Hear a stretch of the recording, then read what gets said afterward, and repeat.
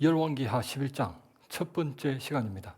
10장 31절 이때에 백전노장 예후가 여로보암의 음행과 술수를 따랐을 때에 여호와를 위한 그의 열심이 자기 진심과 열심일 뿐임이 드러났을 때에 여호와께서 이스라엘에서 땅을 잘라내기 시작하심에 하사엘이 이스라엘의 모든 영토에서 공격하되 요단 동쪽 길르앗 온 땅 아로엘로부터 바산까지 하였더라. 예후가 하나님의 집 이스라엘에서 바알 우상 숭배자들을 모조리 심판했듯 금송아지를 숭배했던 그도 바로 그 기준에 의해 그분 심판을 피할 수 없습니다. 30절 내 자손이 이스라엘 왕위를 이어 4대를 지내리라. 36절 예후가 사마리아에서 이스라엘 다스린 횟수는 28해이더라. 엄청난 상을 받았습니다. 북이스라엘 19명의 왕 중 제일 긴 28년 동안 통치하게 하셨고 북이스라엘 9왕조 중 가장 많은 5왕이 최장기 89년 동안 다스리게 하셔서 북이스라엘 전체 역사 201년 중 거의 절반에 육박하는 89년 동안이나 지속되어 엄청난 상을 받았습니다. 그럼에도 불구하고 제일 긴 28년 동안 통치하긴 했지만 32절 여호와께서 이스라엘에서 땅을 잘라내기 시작하심에 세상적인 상을 받아 최장기 89년 동안만 통치했을 뿐 다윗의 영원한 왕조 언약 영생과는 무관했습니다. 세상에서 떵떵거리며 89년 동안이나 유지했지만 결국에는 심판을 받아 예후 왕조도 끊어져 버렸습니다. 부자 청년이 결정적인 한 가지가 부족해 쓰기는 금송아지라 쓰고 읽기는 선한 선생이라 읽었듯 예후도 결정적인 한 가지가 부족해 쓰기는 금송아지라 쓰고 읽기는 여호와 하나님으로 읽었습니다. 그들의 믿음은 예수님은 필요치도 않고 천국만 가면 된다는 식이었습니다. 오늘 본문 1절부터 3절입니다. 아하시아의 어머니 아달랴가 그의 아들이 죽은 것을 보고 일어나 왕의 자손을 모두 멸절하였으나 요람 왕의 딸 아하시아의 누이 여호세바가 아하시아의 아들 요아스를 왕자들이 죽임을 당하는 중에서 빼내어 그와 그의 유모를 침실에 숨겨 아달랴를 피하여 죽임을 당하지 아니하게 한지라. 요아스가 그와 함께 여호와의 성전에 6년을 숨어 있는 동안에 아달랴가 나라를 다스렸더라. 아멘. 열왕기 서술 방식대로 카메라 포커스가 10장 북이스라엘에서 11장 남유다로 옮겨갑니다. 1절 남유다 제6대 왕 아하시아의 어머니 아달랴가 그의 아들이 죽은 것을 보고 일어나 왕의 자손을 모두 멸절하였으나 아달랴는 자기 아들 아하시아의 핏줄 자기 손자들을 모조리 죽여버리는 엽기적인 그녀였습니다. 아달랴에 대한 정리가 필요합니다. 성경 말씀 역대하 21장 1절부터 6절입니다. 여호사밧이 그의 조상들과 함께 누움에 그의 조상들과 함께 다윗성에 장사되고 그의 아들 여호람이 대신하여 왕이 되니라. 그의 아버지가 그들에게는 은금과 보물과 유다 견고한 성읍들을 선물로 흔히 주었고 여호람은 장자임으로 왕위를 주었더니 여호람이 그의 아버지의 왕국을 다스리게 되어 세력을 얻은 후에 그의 모든 아우들과 이스라엘 방백들 중 몇 사람을 칼로 죽였더라. 여호람이 왕위에 오를 때에 나이가 32세라. 예루살렘에서 8년 동안 다스리니라. 그가 이스라엘 왕들의 길로 행하여 아합의 집과 같이 하였으니 이는 아합의 딸이 그의 아내가 되었음이라. 아멘. 남유다 왕 여호사밧의 장남 여호람이 제5대 왕으로 즉위하여 세력을 얻은 이후 자기 모든 아우들과 이스라엘 방백 몇 사람을 칼로 죽이는 공포 정치를 자행했습니다. 아무도 자기 왕위를 넘보지 못하도록 아우들까지 모든 싹을 미리 다 잘라버렸습니다. 13절에는 그보다 착한 아우들을 죽였다고 기록되었는데 남유다의 어떤 왕도 그런 악행을 범한 적이 없었습니다. 제5대 왕 여호람은 남유다 왕이었음에도 불구하고 이스라엘 왕들의 길로 행했기 때문이었습니다.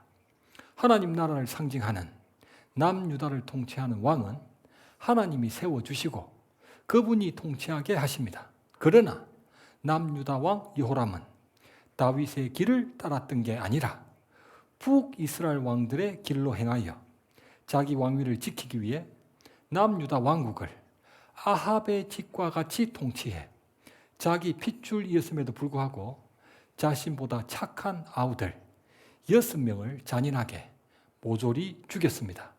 오늘 본문 1절 아하시아의 어머니 아달랴가 그의 아들이 죽은 것을 보고 일어나 왕의 자손을 모두 멸절하였으나 여호람의 아내 아달랴가 자기 핏줄이었음에도 불구하고 자기 손자들을 모조리 잔인하게 멸절시켰습니다. 아합의 사위였던 아달랴의 남편 여호람도 착한 아우들을 모조리 다 죽였고 아합의 딸이었던 여호람의 아내 아달랴도 자기 손자들을 모조리 멸절시켰기 때문에 그들은 존속 살인범 부부, 연속 살인범들이었습니다.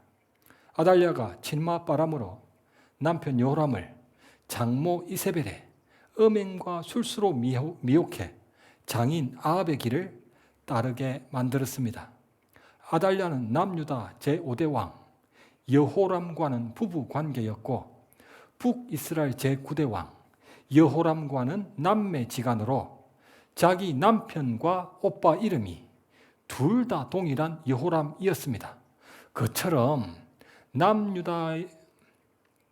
남유다와 북이스라엘의 타락한 영적 상태도 두 왕국 모두 아합의 길을 따라 바알 숭배를 공유함으로써 누가 신자고 누가 불신자인지 구분이 안 될 정도로 너무 흡사했습니다. 성경 말씀 역대하 21장과 22장입니다.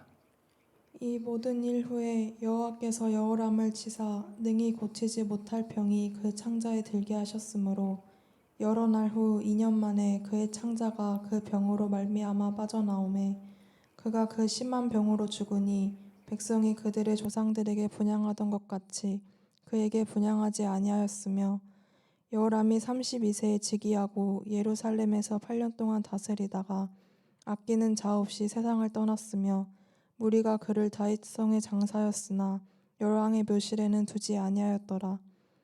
예루살렘 주민이 여호람의 막내 아들 아하시아에게 왕위를 계승하게 하였으니 이는 전에 아라비아 사람들과 함께 와서 진을 치던 부대가 그의 모든 형들을 죽였음이라. 그러므로 유다 왕 여호람의 아들 아하시아가 왕이 되었더라. 아멘. 여호와께서 여호람을 치사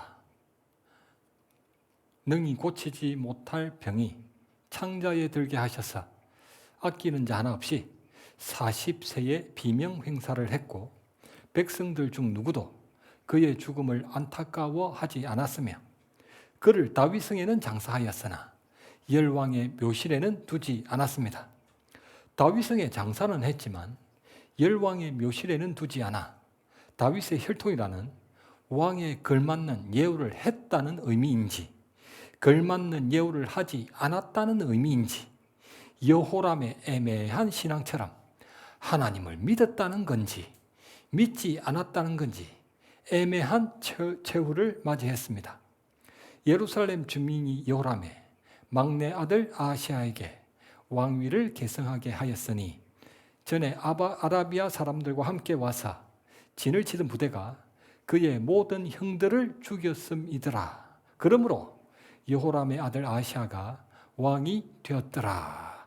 장남 여호람이 자기보다 착한 아우들을 모조리 죽였던 아라비아 군대가 여호람의 막내 아들 아하시아를 제외한 아하시아의 형들을 모조리 죽였습니다. 그뿐 아니라 왕궁의 모든 재물과 여호람의 아들들까지 아내들까지 탈취해 갔습니다. 그렇게 유일한 생존자 막내 아들 아시아가 아주 씁쓸하게 남유다 제6대 왕으로 즉위했습니다. 성경 말씀 늑대하 22장 2절부터 4절입니다. 아하시아가 왕이 될 때에 나이가 42세라 예루살렘에서 1년 동안 다스리니라. 그의 어머니의 이름은 아달랴요 오므리의 손녀더라. 아하시아도 아합의 집 길로 행하였으니 이는 그의 어머니가 깨어 악을 행하게 하였음이라. 그의 아버지가 죽은 후에 그가 패망하게 하는 아합의 집의 가르침을 따라 여호와 보시기에 아합의 집같이 악을 행하였더라. 아멘. 남유다 제5대 왕 여호람이 아우들을 죽였을 때 바로 그 옆에도 아내 아달랴가 있었고, 아하시아가 홀로 생존해 제6대 왕으로 즉위했을 때 바로 그 옆에도 어머니 아달랴가 있었습니다. 아달랴는 남유다의 발숭배를 전파하는 전도사였기 때문에 그녀의 남편 여호람도 그녀의 아들 아하시아도 아합의 길을 따르도록 뒤에서 조종했습니다. 아하시아가 왕으로 즉위한 이후 9장 27절 아하시아가 도망하니 예후가 그 뒤를 쫓아가며 이르되 그도 병거 가운데서 죽이라. 그가 머깃도까지 도망하여 거기서 죽은지라. 남유다 왕 아하시아는 즉위한 지 1년 만에 예후에게 살해당했습니다. 오늘 본문 1절 아하시아의 어머니 아달랴가 그의 아들이 죽은 것을 보고 일어나 왕의 자손을 모두 멸절하였으나 당시 아달랴는 불안에 휩싸여 아주 조급했을 것입니다. 남편 여호람 왕이 창자가 빠져 죽었을 뿐 아니라 하나님이 세우신 백전노장 예후에게 아들 남유다 제6대 왕 아하시아도 살해당했고, 오라비 북이스라엘 제9대 왕 여호람도 예후의 화살에 염통이 관통되어 한날 한시 한 장소에서 함께 살해되면서 북이스라엘 왕국에 피바람이 불기 시작했습니다. 어머니 황태후 이세벨은 창밖으로 던져진 이후 마차가 갈아버려 개밥이 되었습니다. 남매들 북이스라엘 왕자 70명은 콩나물 대가리 따버리듯 전부 머리가 참수되어 성문 앞에 두 무더기로 쌓였습니다. 아달랴에게 버팀목이 되었던 북이스라엘 왕족들, 자기 가족들이 모조리 진멸당해 줄초상이 났다는 소식에 하늘이 무너지는 것 같았을 것입니다. 너무 조급해진 나머지 그녀 속에 도사리고 있던 여왕이 되어야 하겠다는 권력에 대한 욕망을 실행에 옮겼습니다. 만일 어린 손자들 중 하나가 남유다 왕으로 즉위할 경우 황태후라는 지위에서도 물러나야 했기 때문에 자기 입지가 흔들릴 수밖에 없었던 것입니다. 그래서 자신이 여왕이 되어 남유다 왕국 내에서 아합 왕가를 일으키려 했을 것입니다. 어쩌면 열왕기상 22장 요단 동편 길르앗 라못에서 아버지 아합과 연합하여 싸웠던 시아버지 여호사밧이 전사라도 했었더라면 아달랴가 남편 여호람을 벌써 죽이고 남북 통일을 했을지도 모를 일입니다. 이스라엘 남국 왕국뿐 아니라 주변 일반 나라에서도 당시 여왕이 된다는 건 꿈에도 생각하기 힘든 일이었고, 어머니 이세벨도 하지 않았던 짓을 아달랴가 여왕이 됨으로써 실행에 옮겼습니다. 다윗 왕조가 이어져 오던 남유다에서 발생한 최초의 쿠데타였고, 다윗의 혈통이 아닌 자에게 왕좌가 넘어간 적도 없었으며 여왕이 즉위한 적도 없었지만 아달랴는 바로 그 일을 현실로 만들었습니다. 북이스라엘에서는 예후가 아합 왕의 자손을 모두 진멸했지만 남유다에서는 아달랴가 왕의 자손을 모두 멸절시켰습니다. 북이스라엘에서는 예후로 인해 아합 왕가가 막을 내리고 예후 왕가가 일어나 바알 숭배가 끊어지는 개혁이 일어났지만, 남유다에서는 아달랴로 인해 다윗 왕가가 막을 내리고 아합 왕가가 일어나 바알 숭배를 부추기는 반란이 일어났습니다. 중국에서 만났던 디모데 목사님 이야기입니다. 소년 디모데는 아주 불우한 가정에서 태어났는데 어려운 환경 때문에 가난한 자신을 한탄만 하다가 알코올 중독자가 되어버린 아버지에게 맞으며 자랐습니다. 그 때문에 디모데는 어려서부터 남에게 말도 잘 건네지 못하는 아주 소심하고 가난한 소년이었습니다. 자신은 아버지처럼 되지 않겠다고 17세에 돈을 벌기 위해 가출을 했지만 사회생활이 너무 어려워 결국 19세에 산속에 들어가 수면제 배갈을 모조리 삼켰습니다. 그게 끝인 줄 알았지만 병원에서 눈을 떴는데 머리와 입술은 터져 있었고 오른쪽 발목 아래가 없어져 버렸습니다. 자신을 병원으로 데려왔던 기차 첼로를 정비하는 인부들은 청년 디모데가 첼로에 쓰러져 있었다고 했습니다. 기차에 부딪혀 머리와 입술이 터지고 기차 바퀴에 오른쪽 발목 아래가 잘려져 버렸던 것입니다.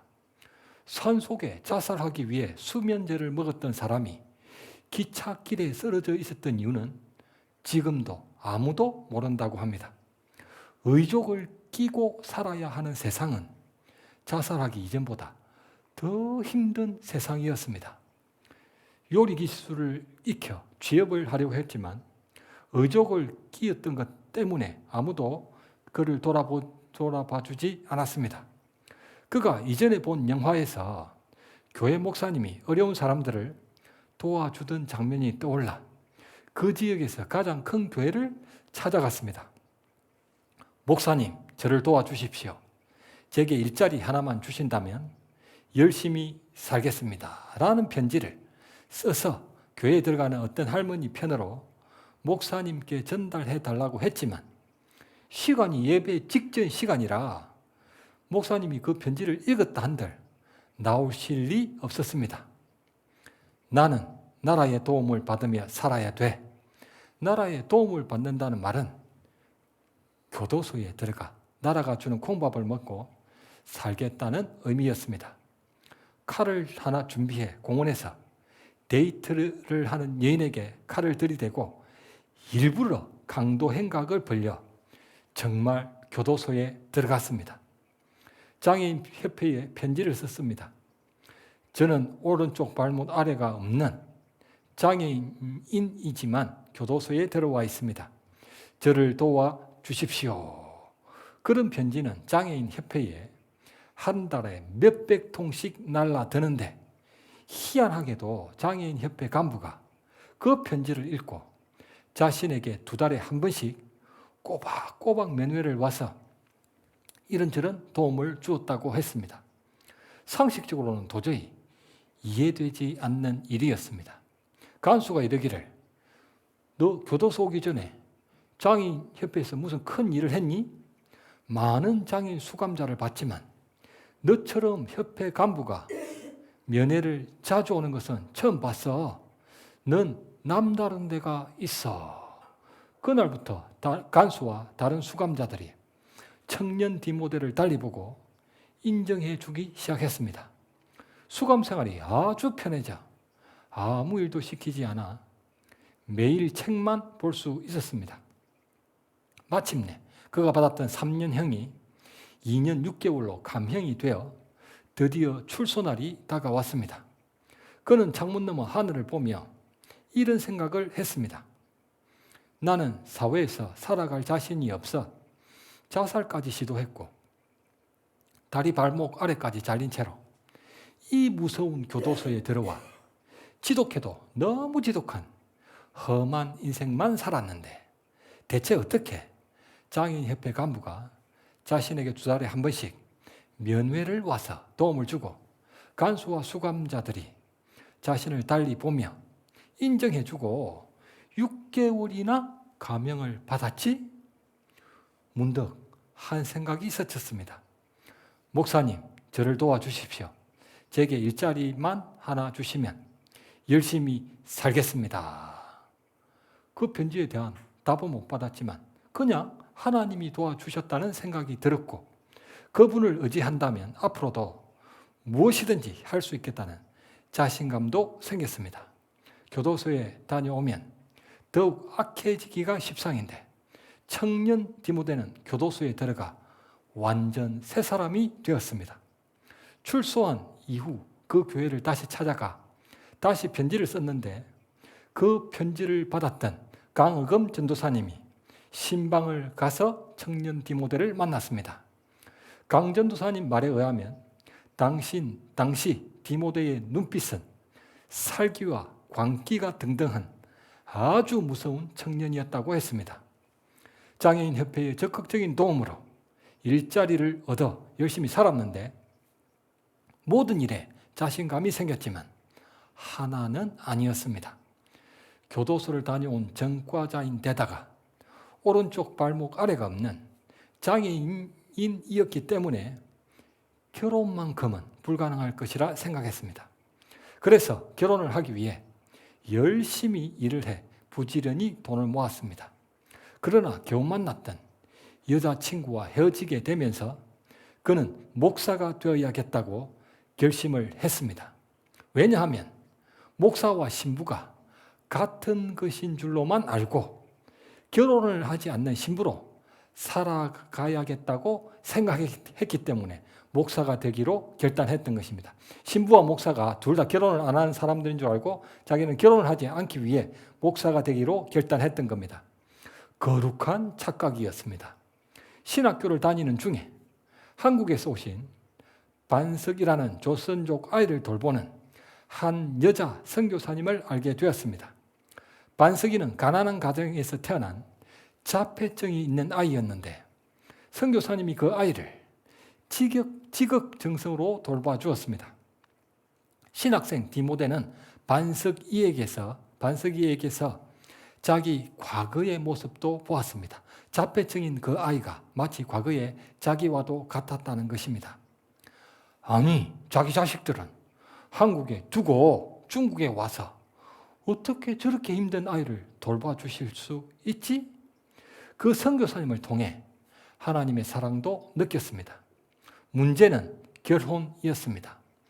선교사님이 소개시켜주고 싶은 자매 하나가 있었는데 자신이 중국에서 사역을 하던 중 공안하게 발각되어 체포되기 직전에 갑자기 끼어든 자매였습니다.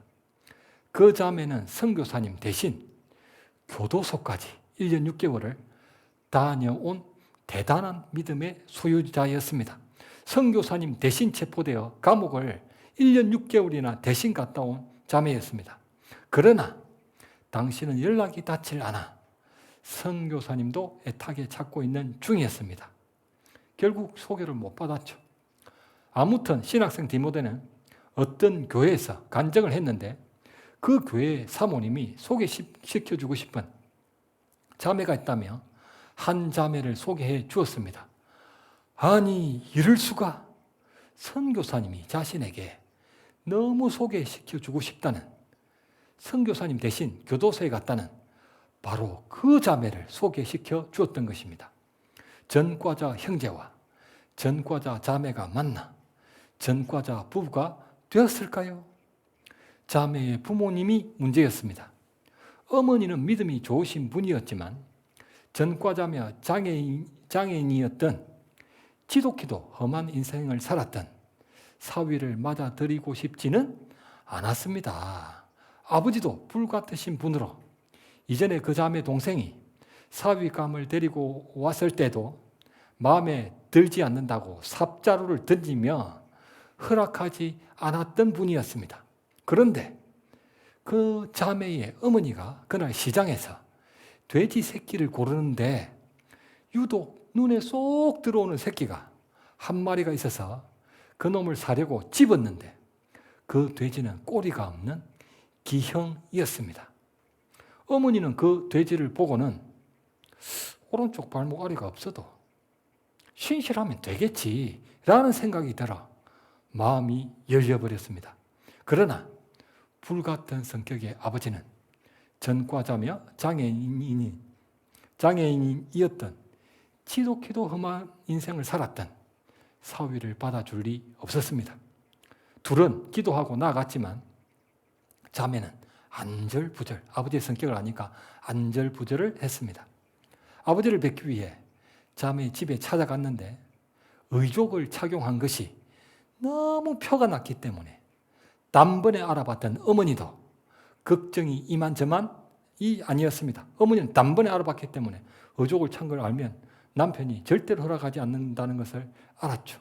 그런데 누가 봐도 표가 났고 걷는 것도 온전치 않았지만 아버지는 전혀 알아보지 못하고 디모데 전도사님을 너무 좋아했습니다. 그렇게 그 집에서 며칠을 보냈음에도 아버지는 전혀 알아보지 못했습니다. 하나님이 그 눈을 가려주신 것입니다.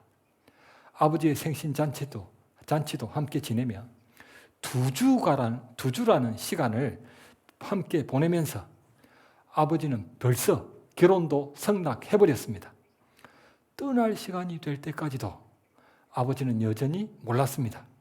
디모데 전도사님은 아버지께 말씀드리고 정식으로 허락을 받자고 했습니다. 자매와 어머니는 아버지를 찾아가 벌벌 떨면서 그 옆에서 듣고 있었습니다. 또 삽자루를 던질 테니까. 저는 세상을 살아갈 자신이 없어 19세 때 자살을 하려다가 기차에 부딪혀 머리와 입술이 터지고 오른쪽 발목 아래도 잘리고 더 이상 말을 잇지 못해 초긴장을 하고 있는데 갑자기 그 아버지가 크게 웃기 시작했습니다. 그래? 오른쪽 발목 아래가 없어? 내가 뭐어서 쉬었나? 왜 난 그걸 못 봤지? 그렇게 허락해 주었습니다. 아버지가 지난 2주 동안 디모데 전도사님에게는 없는 오른쪽 발목 아래보다 전도사님에게는 있는 신실한 마음을 보았기 때문에 그것은 별 문제가 되지 않았던 것입니다. 두 사람은 양가의 축복을 받으며 결혼식을 올렸습니다. 그래? 오른쪽 발목 아래가 없어? 내가 무엇에 씌었나? 왜 난 못 봤지?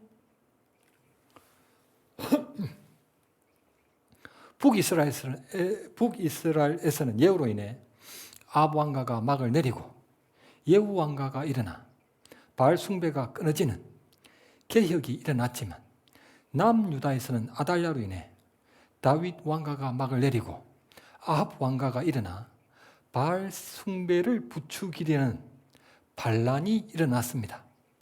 바알 숭배를 부추기는 아합 왕가 10장 11절 예후가 아합의 집에 속한 이스라엘에 남아있는 자를 다 죽이고 그에게 속한 자를 하나도 생존자를 남기지 아니하였더라. 14절 42명이 하나도 남지 아니하였더라. 17절 아합에 속한 자들을 진멸하였으니 19절 한 사람도 빠뜨리지 말고 바알 섬기는 자를 멸하려 하여 24절 한 사람이라도 도망하는 자는 자기의 생명으로 그 사람의 생명을 대신하리라. 한 사람도 나가지 못하게 하고 죽이라. 그들을 죽여 밖에 던지고 바알 신당에서 목상들을 가져다 불사르고 27절 바알의 신당을 헐어서 변소로 만들었더니 완전 박멸 심판이었습니다. 10절 여호와께서 아합의 집에 대하여 하신 말씀은 하나도 땅에 떨어지지 아니하리라. 이런 남유다에 아직 하나 아달랴가 남았습니다. 인간의 본성에 뿌리 내려진 죄성이 얼마나 지독한 것인지를 교훈하는 듯 합니다. 우리 인간 속에 뿌리 내려진 죄성이 얼마나 지독한지 북이스라엘에서 모조리 박멸했음에도 불구하고 또 남유다에 하나가 남아 있더라는 것입니다. 성경 말씀 고린도전서 9장과 15장입니다. 내가 내 몸을 쳐 복종하게 함은 내가 남에게 전파한 후에 자신이 도리어 버림을 당할까 두려워함이로다. 형제들아, 내가 그리스도 예수 우리 주 안에서 가진 바 너희에 대한 나의 자랑을 두고 단언하노니 나는 날마다 죽노라. 아멘. 아멘. 성경을 13권이나 기록한 사도 바울조차도 내 몸을 쳐 복종하게 함은 내가 남에게 전파한 후에 도리어 버림을 당할까 두려워함이로다. 두려워했다는 거예요. 버림을 당할까. 자기 속에 존재하는 지독한 죄의 영향력에서 그도 자유롭지만은 않았기 때문에 자신이 버림을 당할까 두려워할 정도였다는 것입니다. 나는 날마다 죽노라. 매일 자신을 쳐서 복종시켜 날마다 죽는 것이 그의 자랑이 될 정도였습니다. 그 속에 있는 죄 하나하나, 조그만 하나하나라도 모조리 주기 위해 매일 죽을 수밖에 없는 그였다는 것입니다. 말씀을 맺겠습니다. 오늘 설교 제목은 아달랴가 나라를 다스렸더라입니다. 북이스라엘 왕국의 실세도 성도들과 정인들의 피에 취한 악녀 이세벨이었고 남유다 왕국의 실세도 악녀 아달랴였기 때문에 이스라엘은 온통 여인 천하였습니다. 아달랴가 나라를 다스렸더라. 죄성이 죄인을 다스렸더라.